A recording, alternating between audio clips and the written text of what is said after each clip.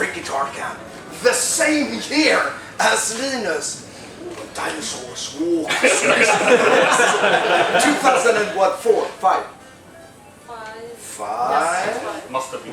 Yes. I am very happy to present. This is Loke Risberg. Very good.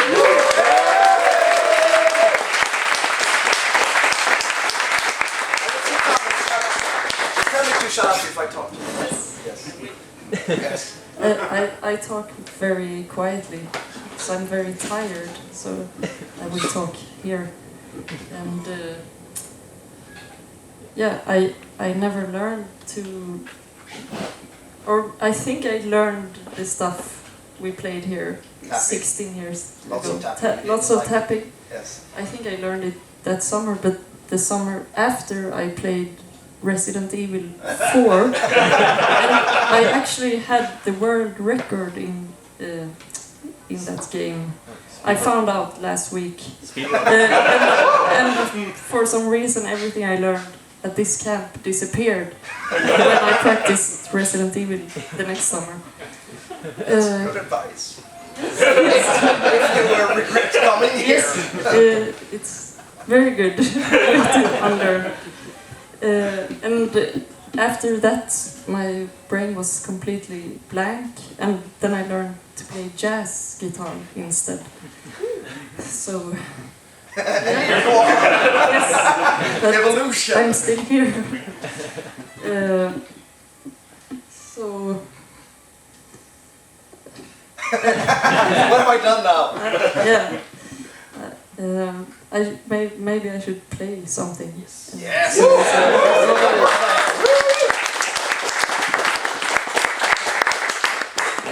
And I'm going to play a tune that is written for trio, but I play it solo sometimes. Just look at me if I should do something higher, lower, blah blah blah, left, right, stereo, remix. Just, yes, and I do something. Yes. Maybe not the right thing, but I do something.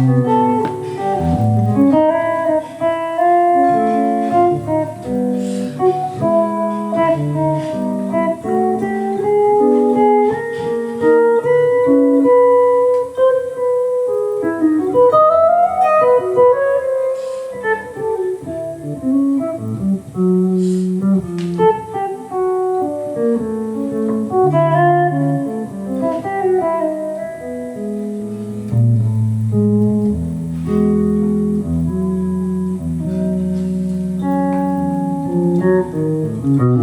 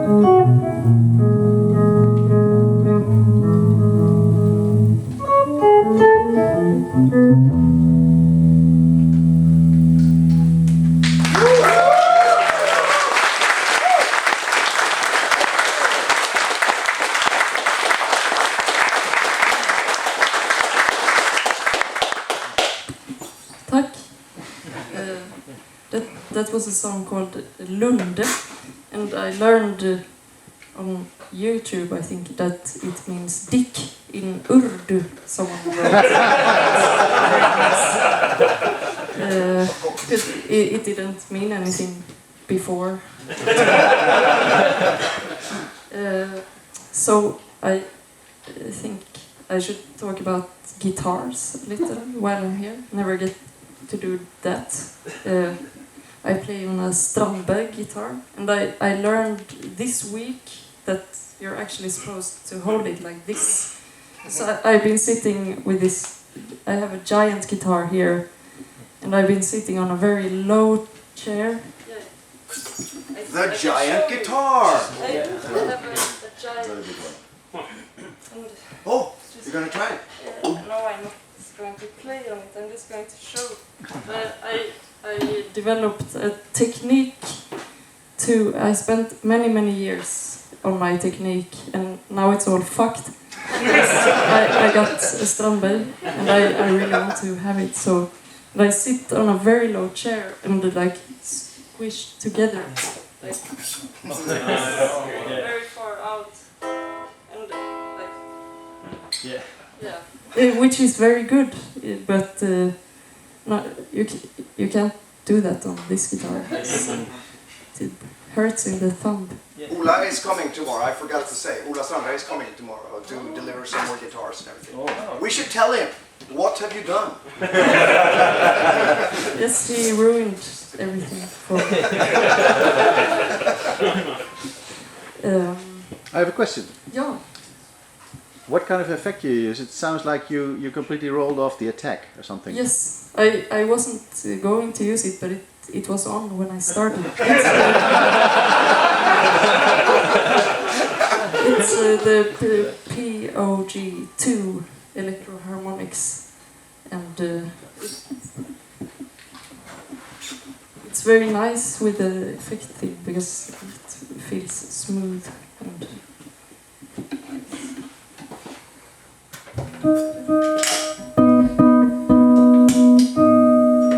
You can also do this stuff. The art.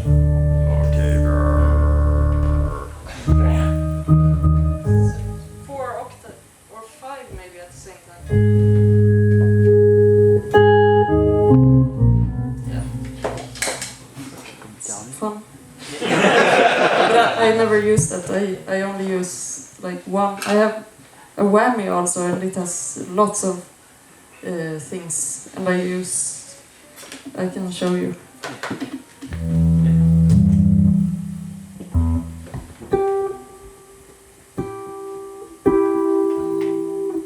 Very little chorus. It weighs 10 kilos.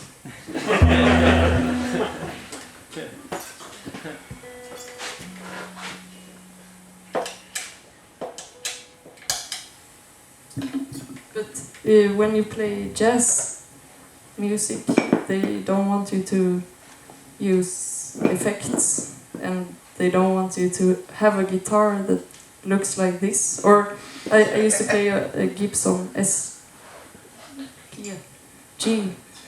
SG, and every concert someone would come up to me and say, "Oh, so you could play jazz on SG.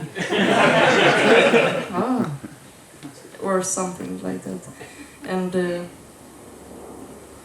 yeah, and if you have a lot of pedals, a lot of people think this is not going to be good. Like I had a concert once in Skellefteå, and it was 2 in the morning or 2 in the day. It's morning for me sometimes, but and we just we played with this other trio with saxophone and upright bass, and I played with electric bass and electric guitar. And when we just came out and plugged into our amps, some people went out like this before we had started to play. So The snobism of jazz. yes. Damn jazz police. Yeah, but yeah, it's not like that in Sweden. Also, they really want you to play in a certain way, and they don't like guitar. They prefer piano. It's not like that everywhere in the world, but in Sweden, it's guitar is too modern still for jazz. Yes. How did you compose Dick? Dick. Because you play a part that you play also at the end, but it's very confusing. Yes, I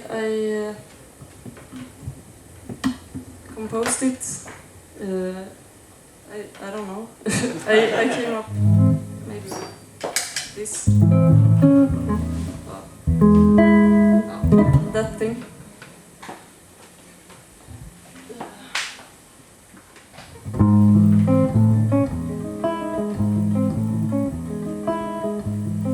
It could have been like that, but yeah, I just accidentally played it and I thought, oh, that sounds good, and I had to write music very fast for a recording, and then I always do this when I compose. I find something nice and then I want to fuck it up somehow, like somehow, so it's a little, so that's why it's.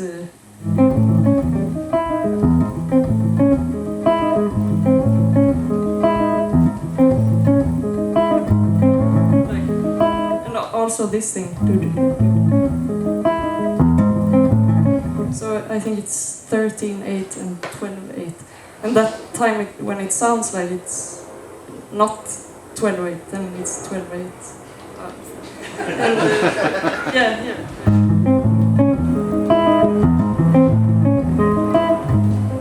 The short one. Yeah. Yeah, I do that lot in my music.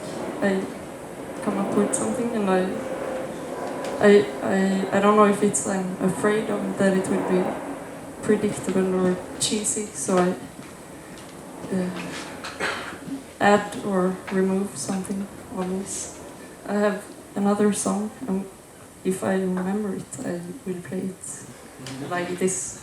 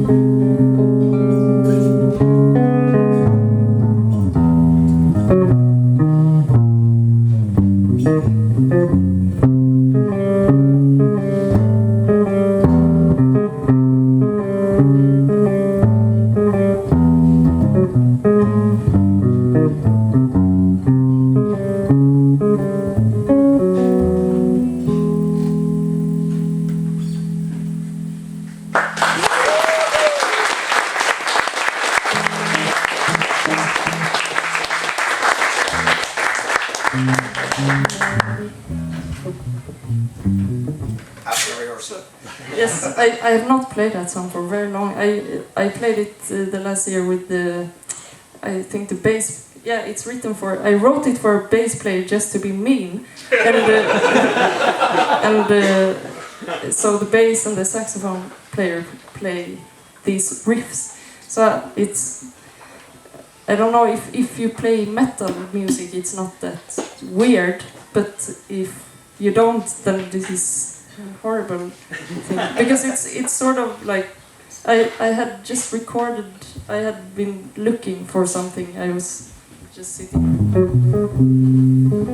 like I had recorded this long, a lot of variations of basically the same thing, and I just took all these variations that I had accidentally played and added some and made this into a very, very long riff, or two very long riffs. And yeah, and it also, in a lot of my tunes, it's like, I think it's called irrational time signatures, when it's an even or uneven, it could be both, of triplets, amount of triplets. So it's, if it's like 4 triplets, it doesn't fit in the bar, but then it would be like a 1/4 bar and a 1/12 bar. Like you divide it with 6 and 12 instead. And yeah, I had written a lot of stuff and I thought it was sounded very cool. And but yeah, then I found out that a lot of classical composers nowadays like have this system for it, and you can divide it with quintuplets and stuff too. But yeah, I don't know. Is this familiar to anyone? We like rhythm here. A lot. Yes. Especially Linus, he likes when tuplets are bleeding over bar lines. Nose bleed from trying to put it down on a piece of paper. Yeah. He has a complaint list of the notation software. Yeah. It's like a phone book of just complaints. It can't do this. This sucks. It's shit. Blah blah blah, and so on. Why? So It's a 5-page document. What Yeah. do you use? For this stuff, for the camp, I use Guitar Pro, but for other stuff, I use Sibelius. In finale, you can do.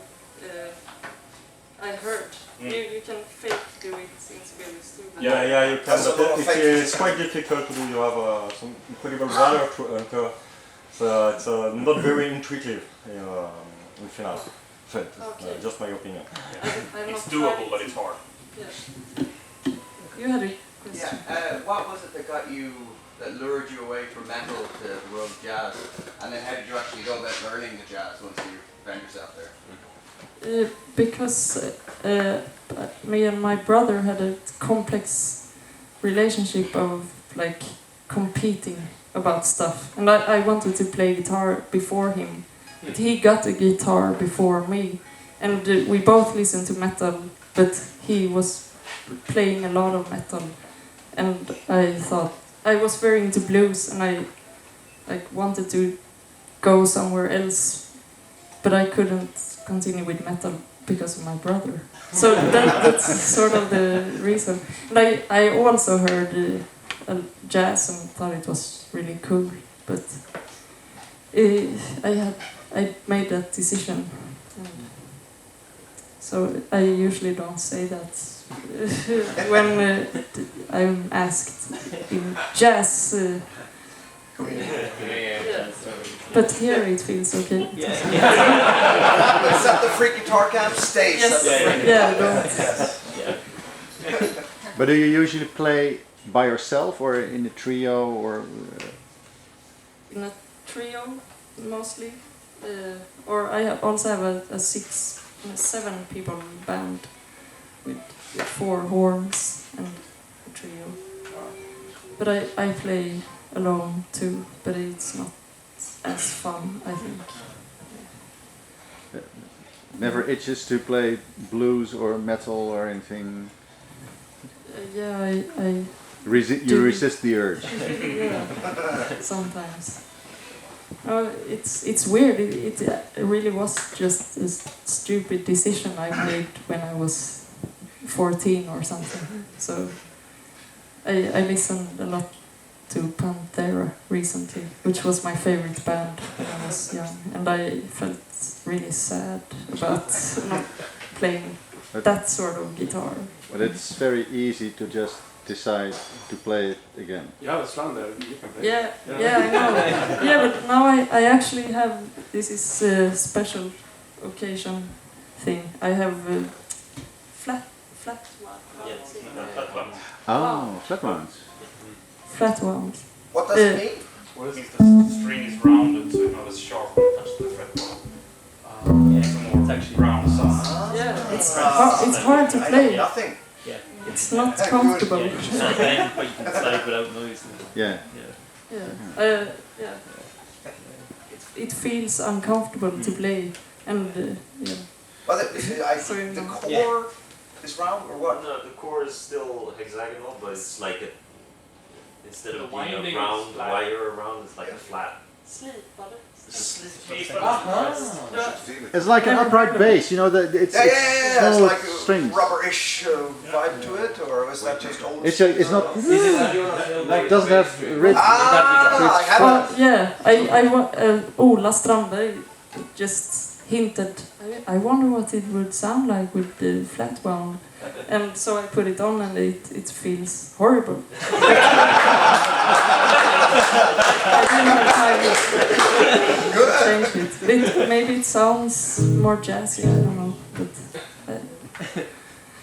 yeah. I play DR strings, and they have a new kind of saying that music is round, and they want me to do. Can you do like a promo thing and tie it up? Like, I use DR strings, and music is round, and blah. And here's Victor Wooten. He's a nice guy and everything, and he's explaining why music is round. But I don't believe that music is round. I believe it's in every fucking shape known to man. So I can't do it. I don't know what to, I'm bailing out. When do you have your promo for music is round? Can't say it. It's everything. It's nasty. It's sticky. It's So I can't. Yeah. So that's my 10 cents of yes. Music is not round. So you never play with distortion then? Yeah, I do sometimes. Ah. But yeah, I like to use the whammy bar and the Stratocaster and play really crazy stuff. But Not with your trio playing jazz then? sometimes I do, but we usually get. My favorite place to play in Sweden is the not Umeå Jazz Festival, but the club they have in Umeå. It's in the north, if you don't know. But they have the best jazz club in the whole country, and that's the only place that always lets me play there, when no matter what I do. And we always get 2 reviews, and one is very nice, and the other is from this same man. I don't read them, but I'm told every time. The same man in the newspaper up there who is angry and says it's not jazz. So the jazz police. They're everywhere. Yes. The jazz police. It's really a fitting. Yes, it is. Yeah. Why is it like that, do you think? Because I wonder. I hear Widdly Widdly. Stop the Widdly Widdly. Only someone on stage. Yes, but I wonder, why is it supposed to be? Is it because there's no money in jazz? So you have to be important. Okay, there's no money in this, so I gotta be super special. But I think it's what is it, minority or superiority complex? Yeah. Yeah, it's both. Yeah. I think it's bad because it's limiting yourself if you want to be, I'm so super special. Yes. I know all the adult chords and you don't know them and you don't understand my music, therefore I am better. Yes, it's very the much wrong like way to do it. But yeah, I don't know. I like classical music a lot, and I write music a lot for classical musicians, and I play with classical musicians because they think it's cool and edgy to play with. Yes, sometimes I really feel like someone they just. I want to be edgy. And For a while, Yes. not too much. Yeah. Part of the cool. And it's horrible. For me, it's fun, but it's also like the way you can get lost in that music. I transcribed this Bach gamba sonata, the piano part. It's 2 or more voices or parts, and it's very fast. But in that genre, I don't know if they are as much police. They are. They are. The Yeah. Deutsche they are. Grammophon hatred. Yeah. I've felt it. But they have a lot more money, so then it's not the money in jazz. No, But it's I know. It's a job. It's to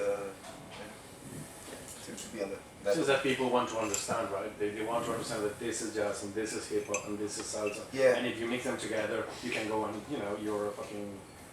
I'm gonna crucify you. Yeah. So I suppose that it's just this stupid case. Yeah. As far as fusion came in. Fucking boring way. fusion has not been very hip in Sweden recently. No, not really. No. Neither has funk. No, but it's sad because we have a lot of very, very good fusion musicians, and like the ones who are the best who go to the colleges, they are always fusion musicians, but they graduate and they want to kill everyone because they can't play anywhere. Oh, it's fusion. No, we only have swing and vocal, soft Real stuff. jazz. Yeah. Yeah, but it's a misconception of what the genre is, because it was very edgy when it came and like very political, and now it's like for white people who wants to have soft background music. It's very strange, actually. Yeah. Yeah. All forms of labeling is just pure bullshit. I think. Is it good music or bad music? What is it? Doesn't matter. It's everybody are so almost compared. Put something on YouTube. That sounds like this. Have you heard this one? You should check out this. It's exhausting. It's just music. It's music. It's whatever. Yes. Yes. I have a question. When you compose, talking about rhythm, when you compose, do you always try odd signatures, as you said, just, or have you ever tried actually to compose a normal, it's not a word. Hey, Conventional Catholic signatures. No.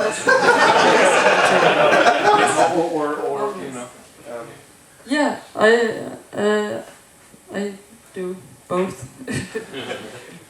I can try and play a song in 4/4. It has 1 3/4 bar. I have backtracks that I never used. We don't appreciate 4/4 here. It has 1 3/4 bar. Okay. Well.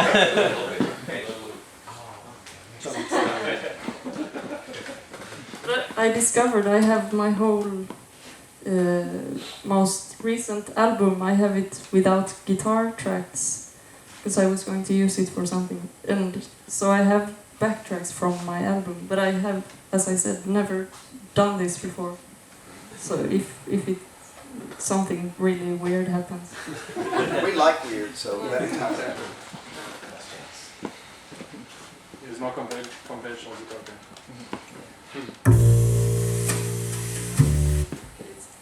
I'm supposed to play from the beginning.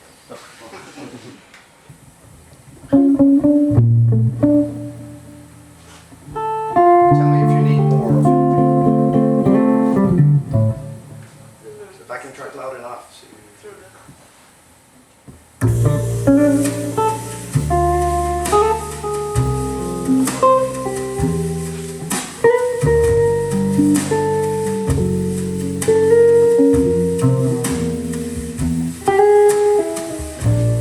Thank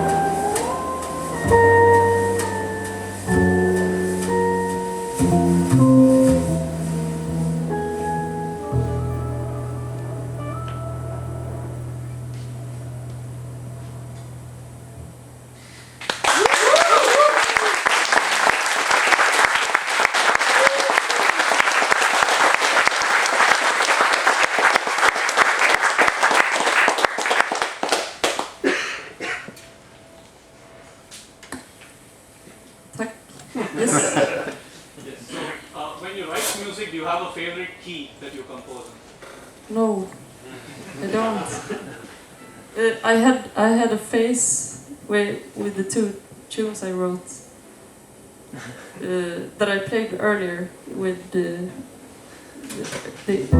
riffs that starts on an E or E major or something. That was true songs though. But otherwise it's very random, I think. And yeah, sometimes it's hard to tell what key it is also in some. This one is kind of easy in the beginning, in the first two bars. Yeah. Yes. So I really enjoyed in the first song you played, the riff had lots of wide intervals, and then in your improvisation there were lots of wide interval lines. And I find that if I try and write things like this, they I either have to write and rewrite them and they sound very stale when they're finished, and they never come naturally when improvising. Like how do you get comfortable with wide intervals, hearing them in your head and improvising them?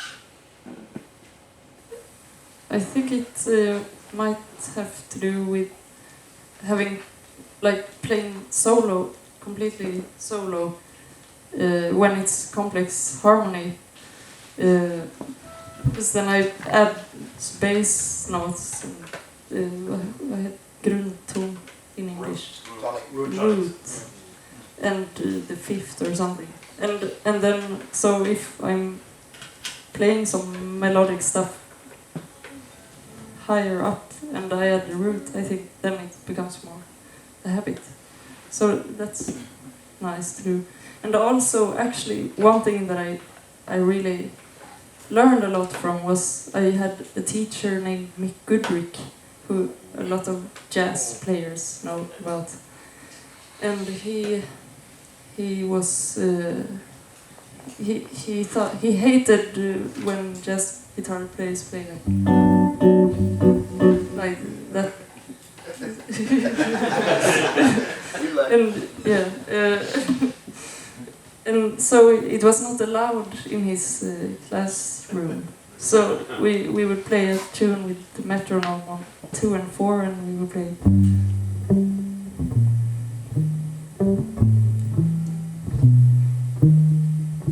And yeah, only half notes first time around, and quarter notes.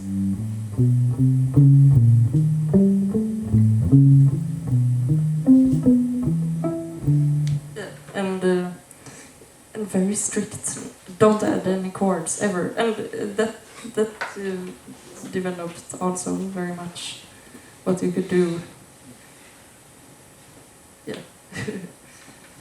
On this improvising on the lower notes, I remember something happened with my brain.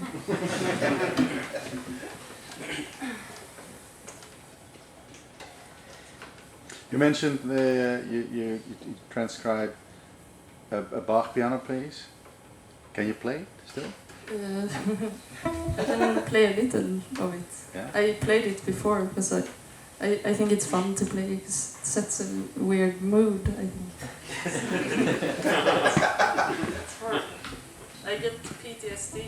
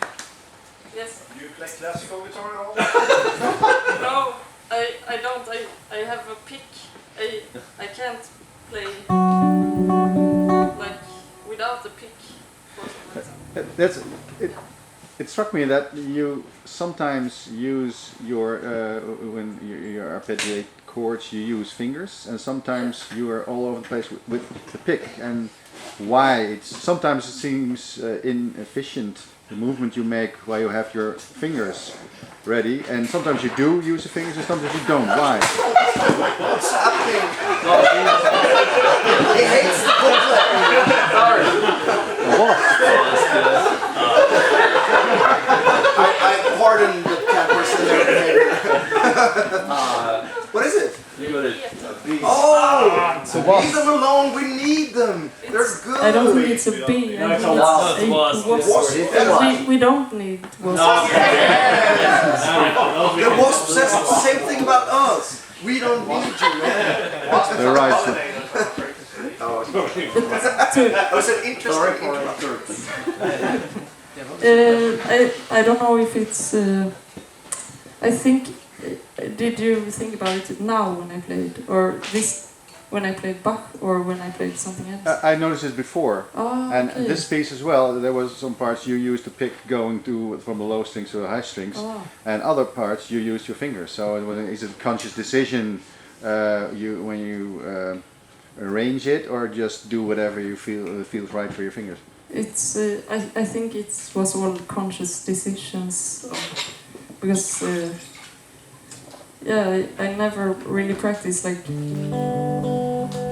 playing like this again. More play chords with these fingers always. So Okay. if I pick, I'm more comfortable picking. Okay. But all my techniques are very much developed for having the guitar like this. So it's easier to reach, I think.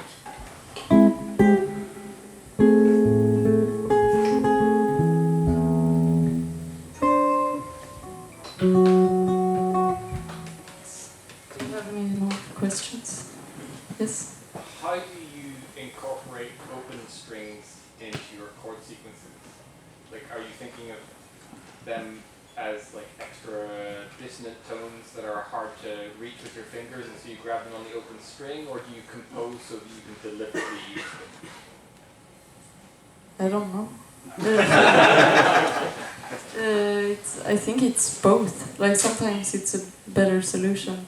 Like with this Bach transcription, for instance, it's like I had to find a lot of things I looked at, and it's not going to be possible. So it's a lot of weird things. Yeah, I mean, sometimes it's fun. Like if you play something with open strings and it sounds nice, I write something from that. Sometimes it's for solutions.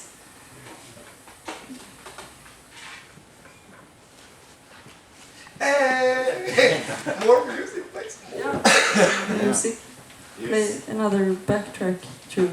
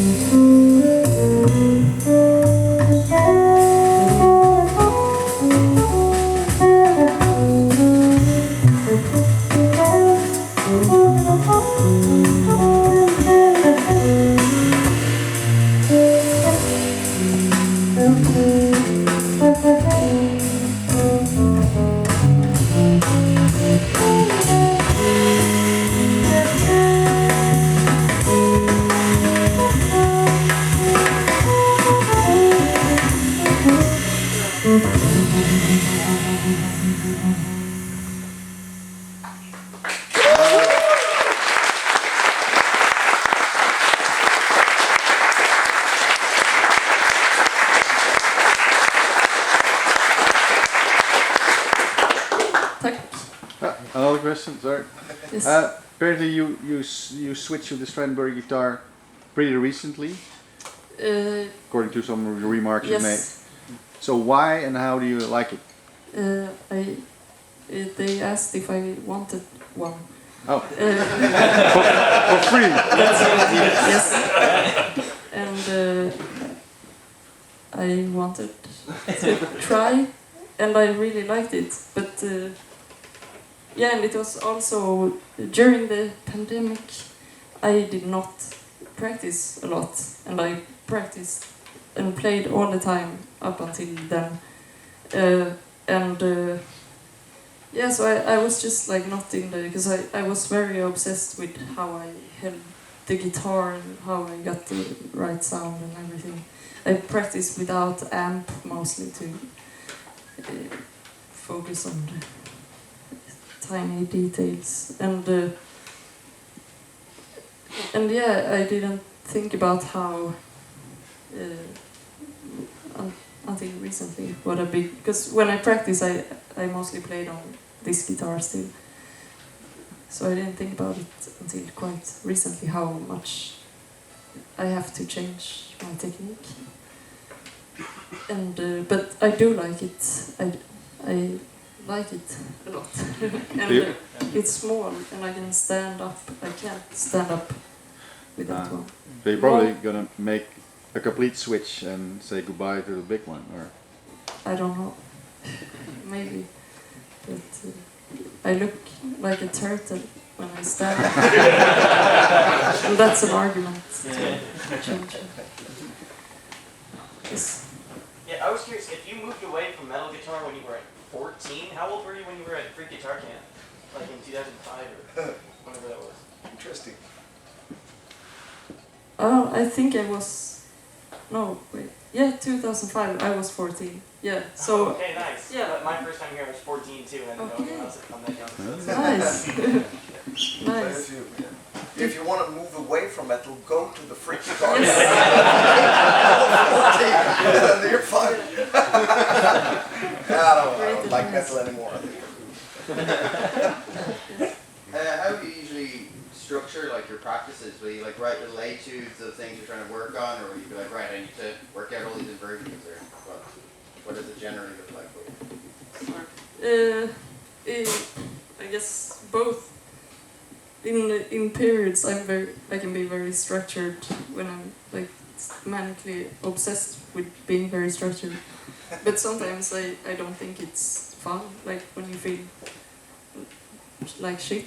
Like I did today. This morning I woke up. I started to play Resident Evil 4 instead of practicing. It's at my parents' place here in Gothenburg.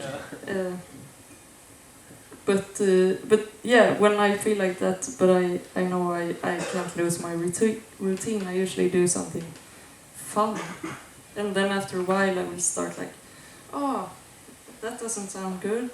I want to fix that, and then it becomes a routine of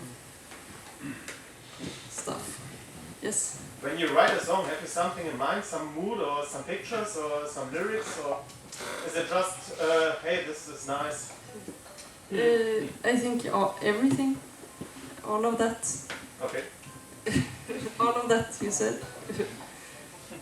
It's been a lot of different things, but also since I started to write a lot for classical musicians, then I found I needed to practice in a way I haven't done before. So then sometimes I decide on like, I'm going to try this, and even if it sounds bad, I do it.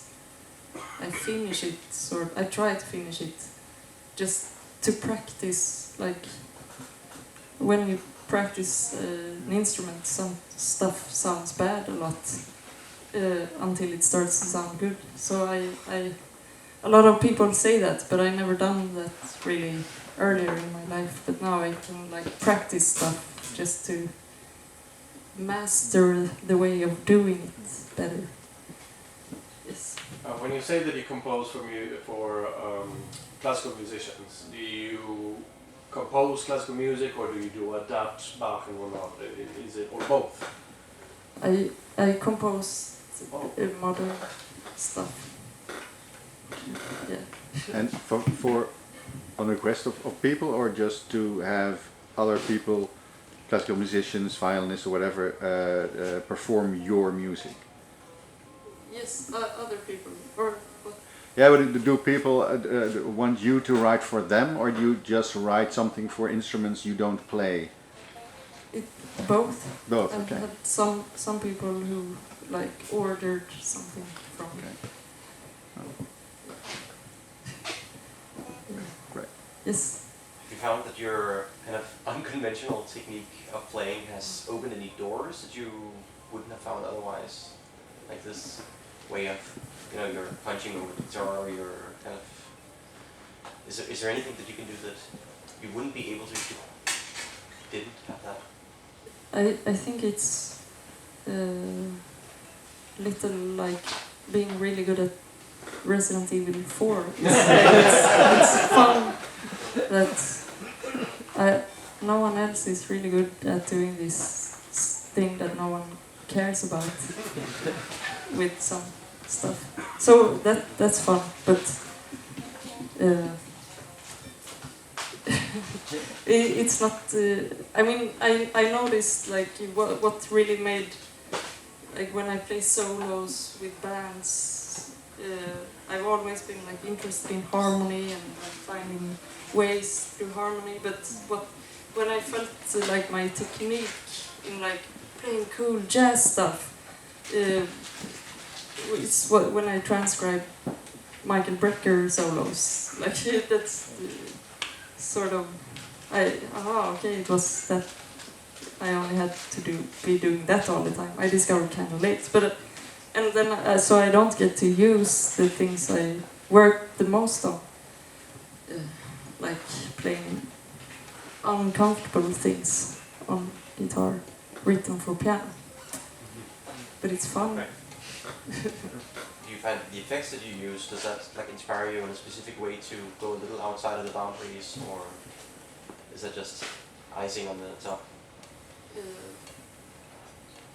Yeah, I don't. I think like the two effects that I use now, I think they make it more fun to play solo, because I can't use distortion, because then I would not Play jazz. Yeah, I would not play jazz, and I would not be allowed to come back to places. So then, like, they feel like distortion, both, like the whammy pedal and the attack pedal, like the octave thing I did, because it gets like smoother and like more powerful. Yeah. Yes. Have you ever considered using 7 and 8 string guitars, or is that forbidden by the jazz police? I think it's forbidden, but in Sweden. But I have considered it, and also for like the piano transcription things. Many jazz players using sevens before, right? It's kind of Not in Sweden. Must have been some other country. Jazz. Yes. So you mentioned you had a guitar teacher for jazz, and I find it hard to picture you playing Autumn Leaves in a very straightforward, normal way.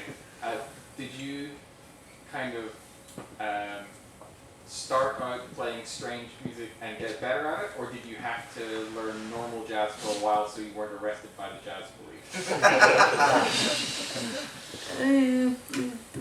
Both. I think it's hard. I think it's hard when you come, because I would say I grew up with classical musician parents, and so I heard a lot of classical music.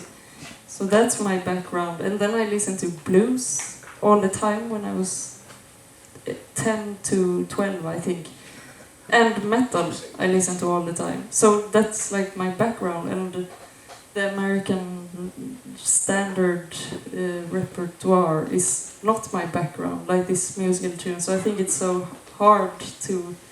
I mostly like the tunes written by instrumentalists, like Wayne Shorter and Pat Metheny, and Duke Ellington, Billy Strayhorn. But yeah, so I've been finding standards that I like mostly. But yeah, like the vocal tunes, I've had a hard time remembering, actually. Yeah, so I was curious, how did you like end up studying with Mick, like, and when and where, like, was that? It was at Berkeley College. Oh, okay, nice. Yes. That's where I'm at now. Okay, Yeah. nice. But he's not, he's sick, so he's not there, sadly. But yeah, it was 2009. And I wanted to go there because I had a teacher here who was obsessed with him and gave me his books and stuff. So that's why I wanted to go to Berkeley to study with Mick. Yeah, but we ended up mostly drawing, because he was very into drawing at the time. So we were, and he took me to this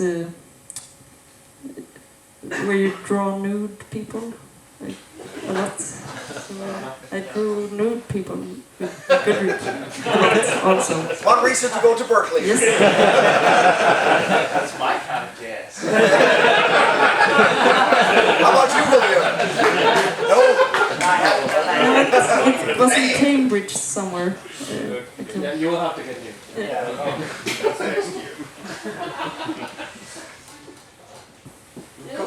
Yeah, that's. But yeah, he was a really great teacher, and we played duo a lot, and we played duo in front of these nude people, and other people drew them, and us actually with rest. Yes. Do you play any other instruments? I used to play the tube a lot, and I'm not good at any other instruments. So the tuba in jazz or in classical? Classical. Yeah, okay. Yes. You get inspired like by other instruments, because the piece you played, I think 2 songs ago, the sounds like clarinets. It reminds me like a jazzy clarinet. So when you listen to like a piece with a different instrument who's the main instrument, do you try and copy it, or you just inspired by it? Was it the one in 4/4? I think so, yeah. Yeah. That one, I think I wrote it. I was thinking about the saxophone player, the soprano saxophone player in my septet is going to play this part, and I tried to copy it myself. Yeah. Yes. So when we run out of ideas, normally we play licks. What are some of your favorite guitar licks? You're not going to show us. At least I should collaborate. No, but I noticed I didn't transcribe any Pat Metheny until I was 28. Because Mick Goodrick said, like we had this class with other students, a guitar lab or something, and he took out a knife on the first one. I already knew he was a very funny person, so I was not scared. But a lot of other people didn't know much about him there. He took out the knife and said, if I hear any Pat Metheny licks or like this slide thing he does, I'm going to cut your fingers. So. And they were scared. And he would have probably been fired if he did that today. Yeah, they cleaned out a lot of teachers from when I was there. For you. A lot of crazy teachers that I thought was fun, but they weren't always fun apparently. Yes. How do you write for other instruments that you don't play? How do you think about that? What's your process? I try to learn a lot about the other instruments, and yeah. And there's actually a lot of literature for that in the classical world. A lot of thick books, but yeah, and if you listen to them and like, oh, this sounds cool, and you can look at the sheet music and see what they did. And yeah, that becomes easier if you do it a little.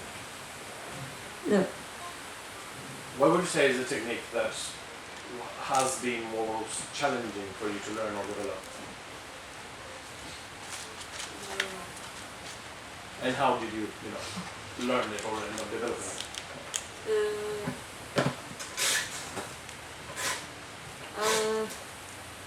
Yeah, I don't know, maybe like the piano stuff, I think. It's on my album. I recorded it when I still could play it. But it's a tune by keyboard player Jim Beard that Michael Brecker recorded.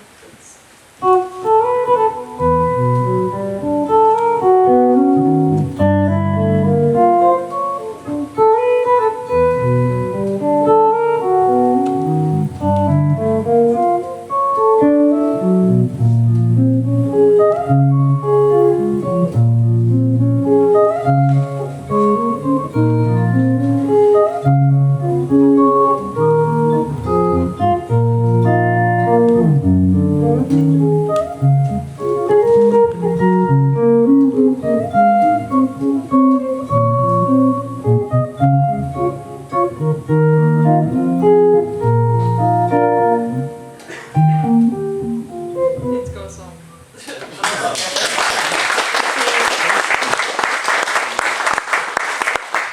It's like 10 different parts, that tune, and yeah, it's to get that to sound smooth. And now I don't think it sounds as smooth as it did 2 years ago. But yeah, that's very hard, I think.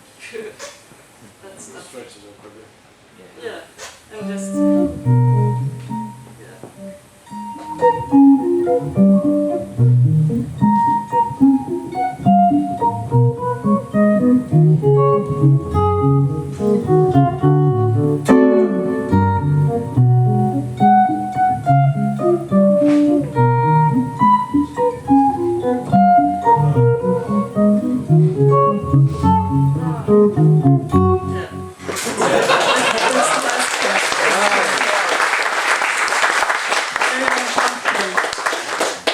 Yeah, but yeah, and also making like now I think it's sounding a lot from the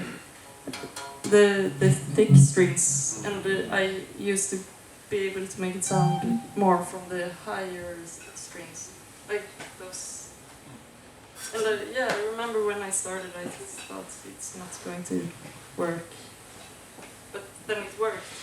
Then it stopped working because I have a girlfriend and she's not a musician, she's a DJ, and I kept practicing this during the pandemic, and then she said once, "Why you're always playing that tune?" And like, why? Like she didn't understand. I needed to practice it, and then I was sort of embarrassed and stopped playing it. And yeah, I'm not going to feel embarrassed about stuff like that.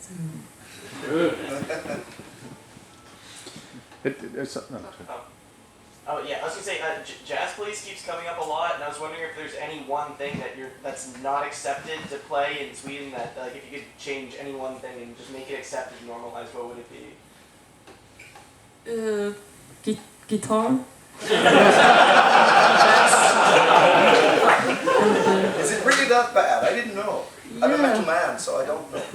I mean, we have this famous guitar player in Sweden, Ulf Wakenius. Yeah. But he never plays in Sweden. Like he's mostly touring the world, or he does play in Sweden, but it's not as much. And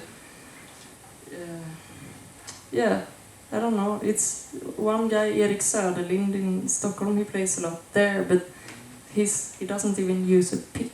Like so, and it's very. I don't know. It's very. And no one wants a guitar in their band because they think it's not like the right jazz sound. So I'm over-exaggerating a little also because I do play in Sweden and I use these sounds and stuff. But it's I think it's a lot of great guitar players who went to school and stuff and they never play because it's not, people are not that interested. It's so weird in a country where there some of the most famous pioneers in metal guitar and shred and Ingves, and that's Sweden. Yeah, but the difference is so stark, and I don't get that. Yeah. What do you think about that? You recognize what It's you really say? weird. It's really weird. I'm afraid of the jazz police and the Deutsche Grammophon police as well. That's why I stick to myself in the woods. I remember when I did the Beethoven thing, and I was shit scared. It was really, really spooky because you had a symphony orchestra behind you. And I had to stand up because I was shaking, and I have no problem with 10,000 Indians in a fist fight and Molotov cocktails. So it's no problem for me. It's just like eating cereals, no problem. You know, kill one another in the parking lot. But I had to stand up because I was like, I had to play the violin part. And I said, I can feel the Deutsche Grammophon hatred. Actually, they were quite cool. They said, add some more distortion then. So they were cool, but still, it was just a job. Because before us, me and Jonas and Patrik Jablonski, piano player, we were waiting for our turn. There was this opera thing, like a day on the job, rehearsal, blah, blah, blah. And now the Beethoven triple concerto, and 1, 2, 3, 4. And I was like, where's Phil Rudd? I need the hi-hat, and I didn't understand. I had to, you know, so it was some scary shit. But for me, I work in show business, but I'm not part of it. I do what is expected. I pay tax, I do blah, blah, blah, and this and all. But other than that, leave me alone, because I'm not interested in, again, genre or labeling or this and that. I do not give a shit, and I like to work alone because people let me down. And that's why I love you, because you're cool people. And so I'm a very optimistic guy, but I'm also super cynical. It's really is, and it's protecting me. I'm an optimist, but I'm also very cynical. It's really eat shit because you do bad things to me and you don't show up, or you know. So that's why I'm protecting my inner peace, and I'm again afraid of jazz police because it matters not. It doesn't matter. You know, it's who gives a shit. It's music. Perform it on your sex organ if you wish. I don't care. Oh no, sex organ jazz here. Why not? So no, only piano. We grew up with Jan Johansson and you know, jazz in Swedish and nothing else. And I love that, but you know, I hate snobism. But there is such a thing. I hate it. Sorry. There's such a thing as Nordic jazz movement with Jan Bang and Molvar and Terje Rikdal and Yeah. So they really created a sound which is known all over the world, I guess, which is not really traditional jazz, but it's a Nordic movement which is admired in. But without a guitar then? Yeah, but 10 years. More folk oriented stuff. I spoke to Ulf Akelius about coming here as well. But no, I'm on a plane. It's always outside of Sweden. Yeah, I mean, it's Arve Swedish. Henriksen is Sorry? Arve Henriksen is Yes, an amazing musician. Yeah, absolutely. But it's weird. I don't know. It's probably maybe it's unspoken, the Jazz Police thing. It's just, you know, they don't say it out loud. It's just you don't get any gigs. It's both that and they write it in the newspaper. Yeah, that's always nice. That's always nice to read. Yeah. Mattias, Yes? like we talked earlier about Andreas Öberg. Yeah. He's just lost from the scene. No, he's doing K-pop in Los Angeles. Oh yeah, that's what we about because he was here. He played gypsy jazz, Okay. but it didn't add up because he could not be a tall, beautiful, white, muscular Swedish man and play swing music. So he was never accepted, although he was shit good. But he was just wrong to be a bodybuilder and play manouche stuff. So no. But then he moved to Japan, I think, and became a fusion player. It didn't work out. Then now he's doing what you said? I K-pop think, in yeah, LA? K-pop in Los You're Angeles. talking about Andreas Öberg? Yeah, you were Oh, here. yeah. You've been here. He played minor swing on one string Yeah, guitar. he's and, great. On one guitar. And One well, string. but now he's doing K-pop in. Yeah, I think so. Last time I looked at his Facebook page, Okay. maybe 7 years ago. I think But he the was thing doing is, that. deep down, maybe he actually wanted to play gypsy jazz because that's where he started out and he was really good at it.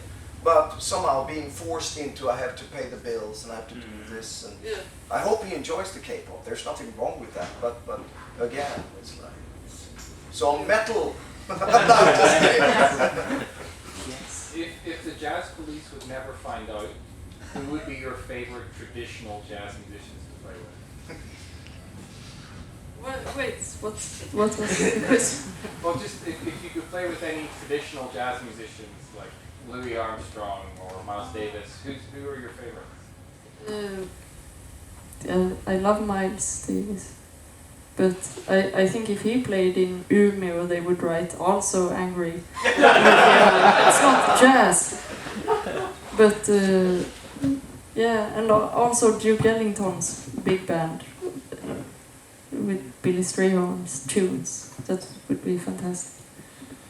Yeah, I was just thinking that, I mean, you were saying that, definitely no distortion and stuff like that. I mean, the only one that would pops to mind where you hear distortion in jazz would be like, say, Frank Valley with like Chick Corea, right? Like something like that. I don't know. Yeah. They've been run out of Sweden too. Yeah, but there are some like modern like Gilad Hexelman and stuff. He's not a person. He's stuff. No, I'm not a fan of his playing actually, or not his. I don't like his music very much, and also he's very like good at Instagram, so I don't like him for that reason. But so they use distortion, but it's like a very specific distortion that Kurt Rosenwinkel used once. Like it's sort of you can't just come and have like the Dimebag Darrell sound, and even if you like Alan Holdsworth, for instance, he's one of my favorite guitar players, and also like Gilad Hexelman, he my influences are like Peter Bernstein, blah blah blah blah blah. He doesn't mention Alan Holdsworth, but it's like totally influenced by Alan Holdsworth. Like he's not accepted by the Jazz Police, which is crazy, I think. If the Jazz Police didn't exist, what kind of elements would you incorporate into your music? Oh, maybe use distortion. And maybe Power chords. Power chords. Tapping! Tapping, yes. Isn't that progressive metal? Speaking of tapping, That's fusion jazz. speaking of tapping, the things I see you play with the wide chords with bass and melody things, it kind of screams for some form of tapping to make it more versatile or with wider range. But you do zero tapping? Is it a promise to yourself thing or just, I don't know? I don't know, I think it's... I think it's very demanding for the brain to with new techniques. So I'm very like I don't know, stubborn like that.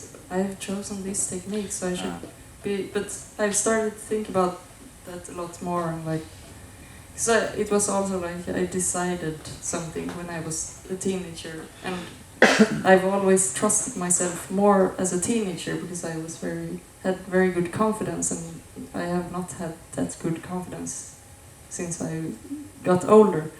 So I decided I'm only going to play with pick and these 3 fingers when I was 15 maybe. And then I never questioned it until recently when it's kind of good to be able to use all fingers and stuff. So yeah, maybe I will be tapping in 2 years or something. Yes? Have you ever thought of releasing an album in which you incorporate those things like Dimebag Darrell and jazz, and just releasing it not under your name? Just to put it out there, because you could do it. It would be very interesting. I think some nerds around here would start to hear it. And I think today with Spotify and all this stuff, you could hit a totally brand new market, yes. And you could give a, I don't know what to say, about the true jazz people. Yes, I have been thinking about that too. Please announce that song. Yes. You can go to the Freak Audio Lab, he will help you. Yeah. I have lots of distortion in the woods. I gotta have all of it. But I think in my book, do you actually, at my age, I don't give a shit. I think there's a good saying called rise above and keep busy. That's what I do if you have haters or you have this and that. Yeah, I simply don't care. And it's such a good thing, because if you worry about sound or how this will fit in whatever, there should be no limit, I think. You should do exactly, fuck the jazz police. I agree. It's really, why bother? You know, you can never please everyone. So please yourself. And again, rise above and keep busy. Just run away from it. But I understand if you have to make money from gigging and jazz is thing, you know where you're gonna play if you say fuck you and show up with your story. Hey man, I've walked a very strange road less traveled, and I could have, you know, yes, I should do this. If I want an Instagram post to be popular, I sweep pick. I get 50,000 views in a second. If I post something, nobody likes it or whatever. We want you to sweep pick. So I should sweep pick all day to get more followers, but I don't care. I sweep pick when it's not like, you know, now things are fine, but I'm starved in my youth, you know, I tried to find protein in rocks, whatever, you know, my Copenhagen years, and but little by little, you know, it's a small planet, and again, I don't think that other people should have the right to limit you. No. It's even, I mean, if it's a gig, well then play without distortion, but do something on the side, as I don't know who suggested this, you know, yeah, okay, it's a paid gig, there's nothing wrong with that, or I'll play some standards in a hotel lobby, so what, it's okay to get, you know, money for whatever, but still, rise above and keep busy, you know, and don't let in this anyone situation, else.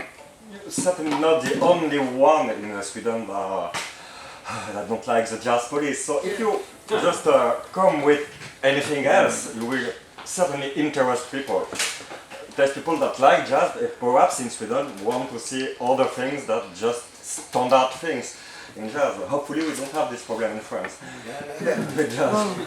But you live in New York now, I mean, Yes. who gives a shit? You can do anything. Just set up a street and jazz deaf combo.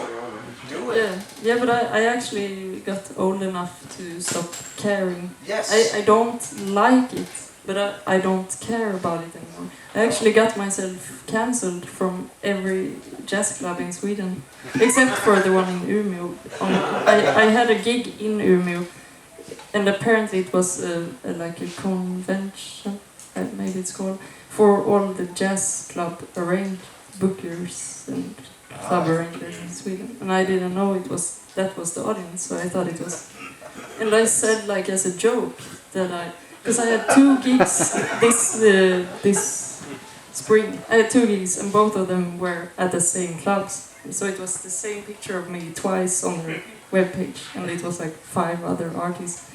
And so I was joking a lot about that, and I said something that, I only play here because I'm cancelled or something from every jazz club in Sweden. And no one has contacted me since. Don't call us, we'll call you.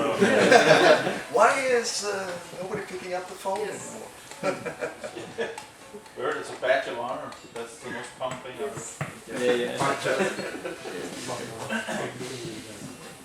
No, but it is, if anyone is thinking about making a career as a jazz musician in Sweden, I don't recommend it much.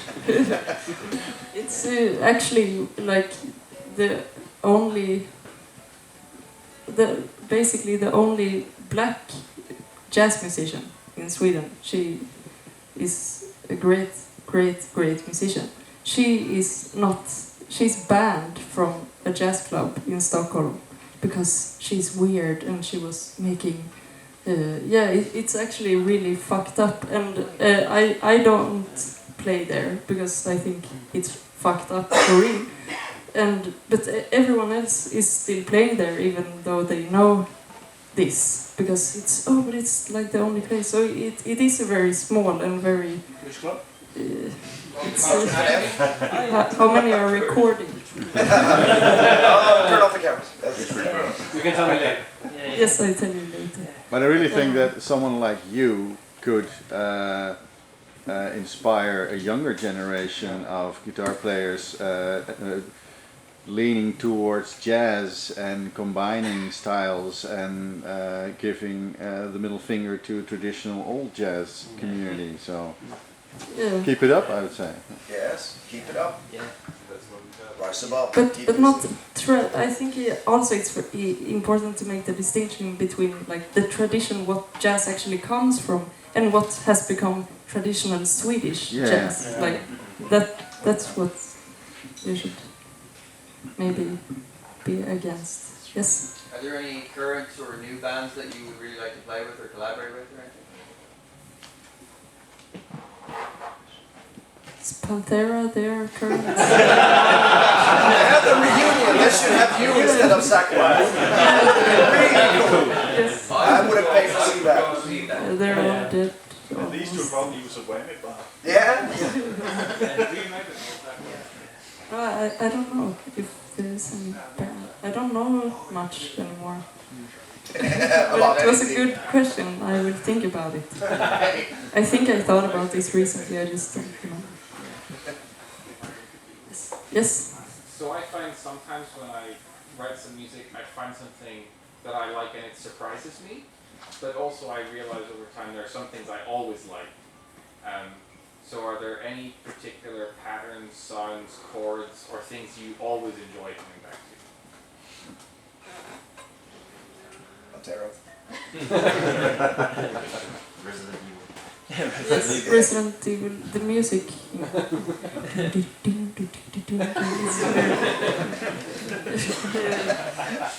But I don't know. It's more like a certain vibe I can recognize from earlier tunes. I can play to end. I can play some really old tune and see if you think it sounds the same as my new ones. If I remember it. Now I do this again. I play something I not played. This is, I think, from 2006 or something.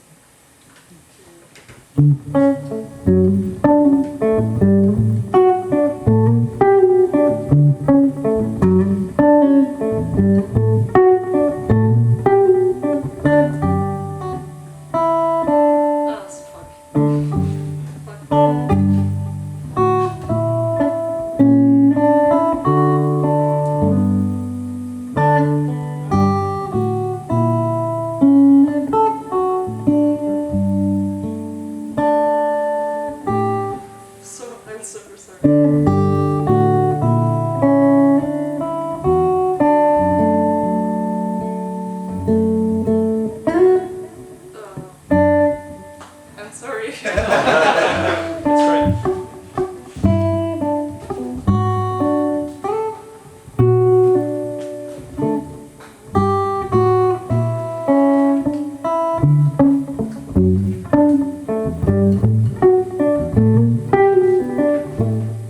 Okay, fuck.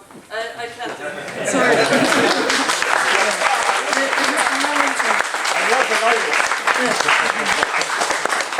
I don't know. Does it sound the same as my other tunes? Certainly same elements in there with This makes me think more of a Julian Nash or something like that, where we have a bit more structured than the new songs that are have a harmony that are beyond my comprehension.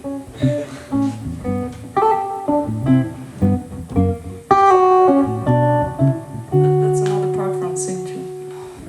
The solo section.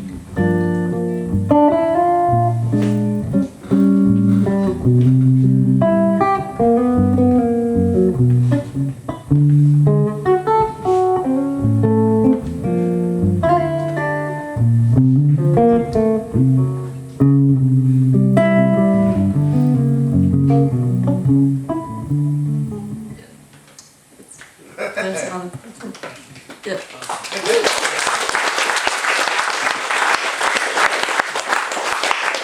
One last backing track or something, maybe? Or did the Yeah, computer die? Yes. Yes? What did I do?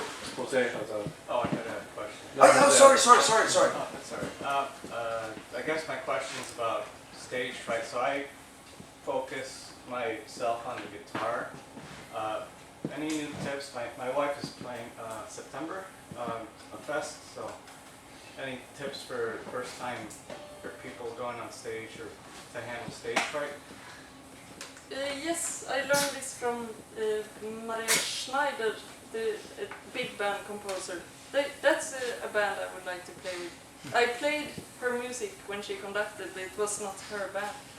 But she learned to stand like this for 1 minute. Like, I think it's called the power pose. And I don't know if it's placebo or not, but if you stand like this or this, like... on stage or No. before you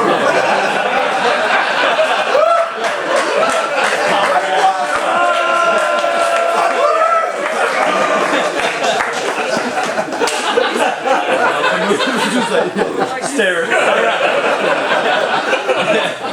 Have your hands in the air for 1 minute or more. Yeah. I think, and I've done. I don't know if it worked or not, but I think it has worked when I tried it. When I've been really nervous, and you can also. No, not sorry. Hold your breath for as long as you can, because that forces your blood flow or something. If you get like shaky and stuff, just hold your breath for a long time. Or you can focus to be nervous about something else. When I was little, I was really scared of throwing up on stage, and so I was always so focused on that. Oh, I'm going to throw up this time. I never threw up when I was young. But I was obsessed with that fear for no reason.